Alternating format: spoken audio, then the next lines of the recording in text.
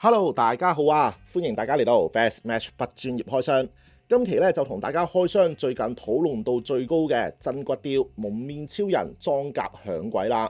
哇，咁呢一隻裝甲響鬼咧真係犀利咯！當初 Bandai 開價嘅時候咧，講聞都淨係需要呢一個680蚊嘅啫。咁如果計埋運費嘅話咧，其實都只不過係需要720蚊嘅咋。咁點知最近派貨嘅時候咧，相信有留意嘅師兄都知道啦，個價咧真係炒到癲啊！差唔多要成1300、1400蚊咧先至有交易啊，相當之誇張啊！對上一隻 Final Form，如果冇記錯嘅話咧，好似係呢一個 W 嘅 Final Form 啊。咁嗰陣時嗰隻 W 嘅 Final Form 咧都冇炒得咁貴嘅。今次呢一隻嘅裝甲響鬼咧就真係哇炒得超誇張啦！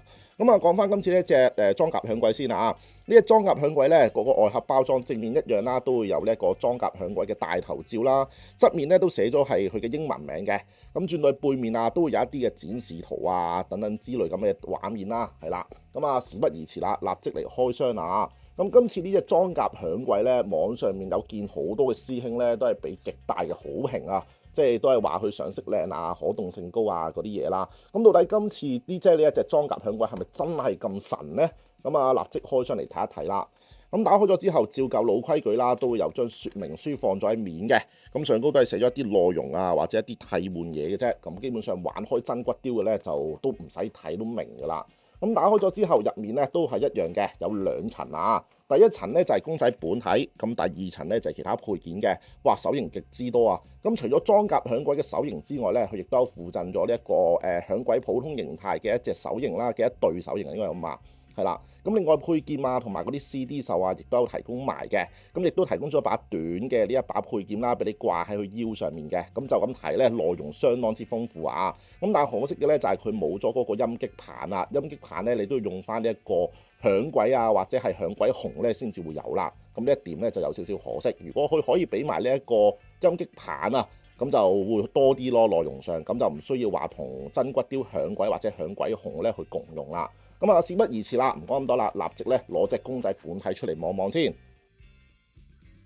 咁裝甲響鬼身上嘅配色咧，主要就係以呢一個紅黑金為主嘅。咁實物拎到上手咧，呢隻真骨雕咧就同我預期中就有少少出入啦。因為當初咧，我會預計佢身上嘅配色咧係會比較偏呢一個反光嘅金屬色啊。但係實物拎到上手咧，佢就係呢一個比較偏暗嘅燒光色嘅配色啦。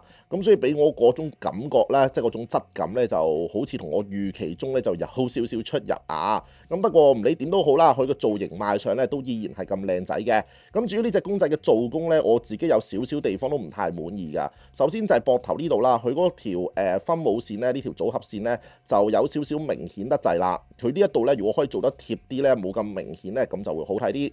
咁至於其他地方嘅上色配色咧，就咁粗略望咧，其實就冇啲咩太大嘅問題嘅。但係轉到嚟背面咧，就俾我發現到啦，喺佢後面護甲嘅呢一度咧，你會見到啦，係有少少過界嘅情況嘅。紅色護甲咧係會多咗少少嘅黑色邊位喺度啊。咁呢一度嘅上色咧就做得有少少，唔係話太過完美咁樣啦。咁啊，整體其他地方咧就冇啲咩大礙啦，都叫正正常常嘅佢嘅上色。咁啊，簡單嚟講一講佢嘅可動先啦。頭嗰部分咧，抬高揼低都冇問題啊，好大嘅幅度，360度轉咧都好輕鬆嘅。不過玩嘅時候咧就要小心佢頭上面嗰啲角啦，因為呢啲咧就好易跌一跌就崩嘅啦。咁跟住肩甲啦，肩甲咧係黐死咗喺個手臂度嘅，咁所以咧你係可以連住成條手臂咧去轉動咧都冇問題啊。咁手上臂咧一樣啦，都有呢一個關節可以轉動嘅。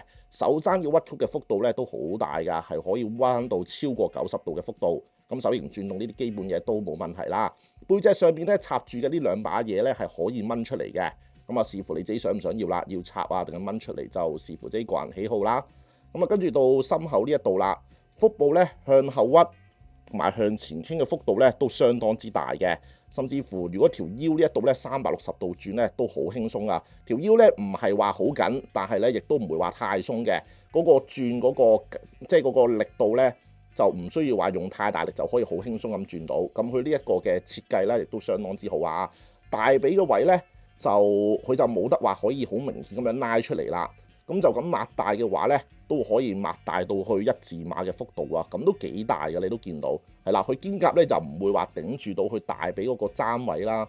咁跟住合翻埋啦，膝頭哥呢一度講翻大髀先，係啦，大髀呢度轉咧都冇問題啊，都好輕鬆咁可以轉到啦，係啦。雖然就轉唔到360度，始終有肩胛頂住啊嘛，個大髀個護甲，咁所以呢一度要轉咧，其實都冇問題嘅，個幅度都幾大嘅。膝頭哥屈膝咧，咁個幅度咧都係正常水準啦，都可以屈到超到90度啊，可以貼住大髀嘅幅度啦。跟住到呢一度腳腕呢一度啦，腳腕呢度咧360度轉動冇問題嘅，腳前掌咧一樣可以有關節俾你上屈。咁跟住左右傾斜咧都有少少嘅幅度啊，即係咁樣打橫傾斜嗰啲都冇問題嘅，都可以做到。咁成隻公仔嘅可動咧就大致上係咁多啦。咁整體嚟講咧都相當之好扭嘅，唔係話啲咩好難扭嘅 SHF 啦。咁啊不過大家只要小心佢頭上面嘅角咧，基本上就冇啲咩大礙㗎啦。咁所以成隻公仔咧，如果要玩起上嚟咧，其實都幾正嘅，起碼喺扭嗰方面咧就真係幾好扭嘅。咁公仔腰部嘅小零件咧係可以掹出嚟嘅，但係咧就要小心啲，唔好整唔見啦。可以咧喺腰部嘅兩側咧換咗做音叉同埋 CD 袖，咁後面腰部咧亦都可以換咗一把比較細啲嘅配件上去。